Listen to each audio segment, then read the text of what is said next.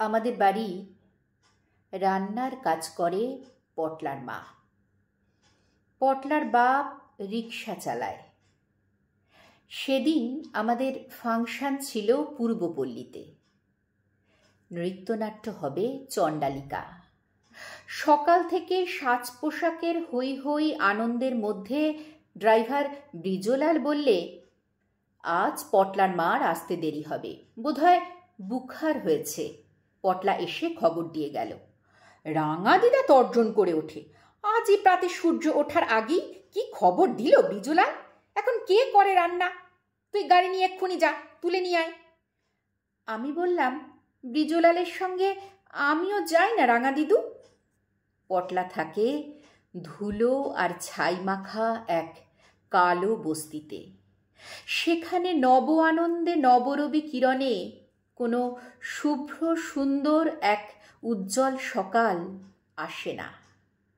পটলা একটা পচা স্কুলে পড়ে।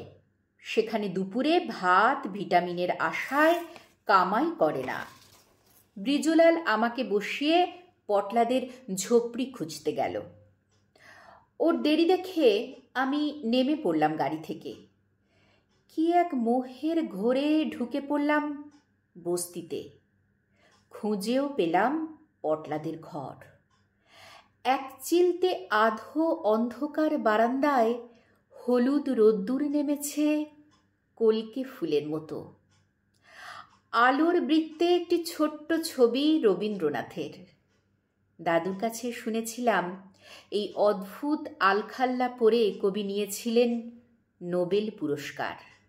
এ পোশাক সুফি দরবেশের, খ্রিস্টান যাজকের, বৌদ্ধ সন্তের। বাঙালি হয়ে কবি পুরস্কার নিয়েছিলেন বিশ্ব মানবের প্রতিনিধি হয়ে। পটলার মা আমাদের বাঁধা রাঁধুনি। গান গাইছে, তুমি নব নব রূপে এসো প্রাণে। পটলার বাপ আর পটলা চোখ বন্ধ করে শুনছে সেই গান।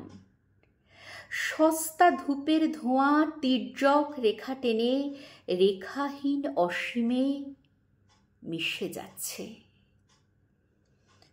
আমার অভিমানে কান্না পাচ্ছিল। পটলার কি অধিকার আছে আমাদের রবীন্দ্রনাথকে বস্তির ঘরে বসানোর?